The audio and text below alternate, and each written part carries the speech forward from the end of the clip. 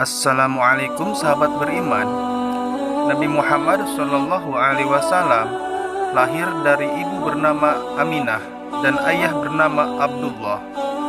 Menurut riwayat, Nabi Muhammad SAW lahir di Mekah pada hari Senin tanggal 12 Rabiul Awal, yaitu pada tahun pertama sejak peristiwa Tentara Gajah atau Amul Fil atau tahun 571 dalam kalender Romawi.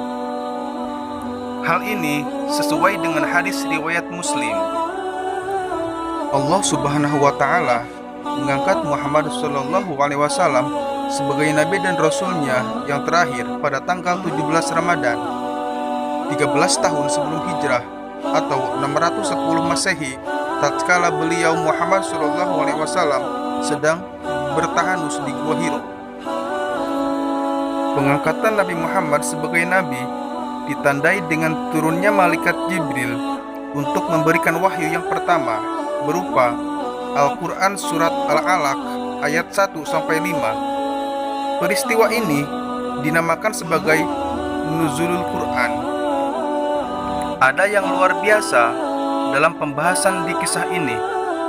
Jauh sebelum pengangkatan Nabi pada Muhammad SAW, seorang pendeta Nasrani pernah meramalkan tentang tanda-tanda kenabian pada diri Muhammad SAW dikala beliau masih kecil. Pada masa itu, Nabi Muhammad diajak pamannya Abu Thalib berniaga ke negeri Syam atau Suriah. Namun sebelum lanjut, dukung Indra Syahrul Channel dengan cara menekan like dan menekan subscribe agar kami lebih semangat dalam menyiarkan konten-konten Islam selanjutnya. Terima kasih.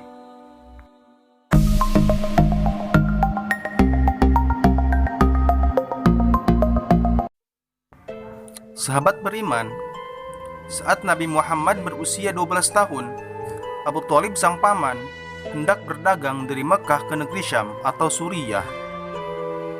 Melihat sang paman akan pergi jauh, Muhammad berkata, Paman, mengapa kau tak mengajak?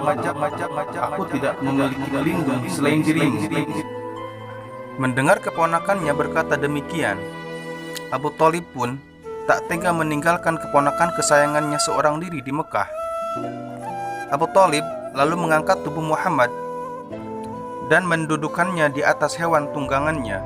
Kafilah dagang dari Quraisy pun menempuh perjalanan darat menuju Syam atau Suriah, hingga akhirnya kafilah itu tiba di sebuah tempat pertapaan di Busra antara Syam dan Hijaz. Di sana mereka bertemu dengan rahib atau pendeta yang bernama Buhaira. Sang pendeta takjub melihat anak laki-laki yang bernama Muhammad itu, karena awan selalu bergerak memayungi Muhammad kemanapun beliau melangkah. Sang pendeta pun segera menghampiri Nabi Muhammad. Pendeta Buhaira memeriksa sekujur tubuh Muhammad untuk melihat tanda-tanda kenabian yang diterangkan dalam kitab-kitab suci terdahulu sebelum Al-Quran diturunkan.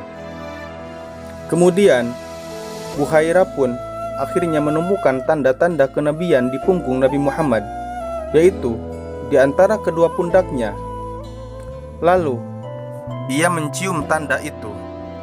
Menyaksikan tanda-tanda kenabian itu, sang pendeta rahib berpesan kepada Abu Thalib agar menjaga keponakannya itu dengan hati-hati, karena dia adalah calon nabi dan rasul terakhir yang dinanti-nantikan umat seluruh alam. Ramalan pendeta Buhaira menjadi kenyataan ketika Nabi Muhammad menginjak usia 40 tahun. Nabi Muhammad mendapatkan wahyu saat menyendiri di Gua Hiro, dan beliau pun menjadi rasul penutup bagi umat manusia yang hidup di akhir zaman. Sahabat beriman, semoga kita dapat memperoleh hikmah dalam riwayat kisah ini. Semoga kita semua lebih memperdalam kecintaan kita kepada baginda Rasulullah agar kita senantiasa mendapat syafaat dari beliau kelak di akhirat. Amin. Amin. Allahumma amin. Wallahu a'lam bishawab. Assalamualaikum warahmatullahi wabarakatuh.